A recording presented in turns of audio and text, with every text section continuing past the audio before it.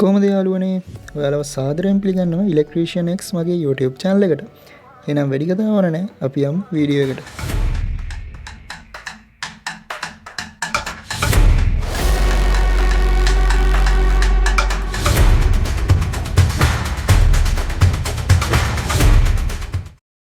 හොඳයි යාළුවනි අද අපි කතා කරන්න යන්නේ යම්කිසි වෘත්තියක නියැලෙද්දී අපි ආරක්ෂාව අංක 1 වෙන්න ඕන කියලානේ කියන්නේ.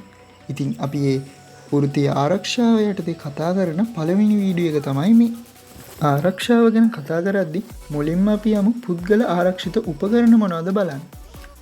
ආරක්ෂිත ඇඳුම, ආරක්ෂිත හිස්වැසුම, ආරක්ෂිත පාවහන්, ආරක්ෂිත අත්ආවරණ, ආරක්ෂිත කණ්ණාවරණ, ආරක්ෂිත ඇස්සාවරණ මේ වගේ බොහෝ උපකරණ වෘත්තීය ක්ෂේත්‍රයේදී භාවිතා වෙනවා.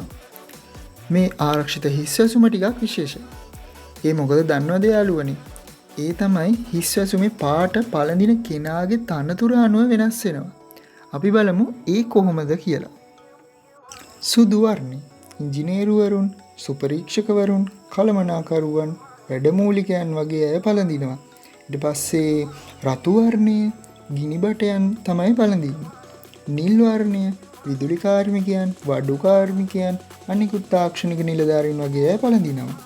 කහ වර්ණය කම්කරුවන් වගේ අය තමයි පළඳින්නේ. දුඹුරු වර්ණය වෙල්ඩවරුන්, ඉහළ තාපය දෙවුම්වල ක්‍රියාකරුවන් වගේ අය පළඳිනවා. කොළ වර්ණය පුද්ගල ආරක්ෂාව සඳහා වූ නිලධාරීන් පළඳිනවා.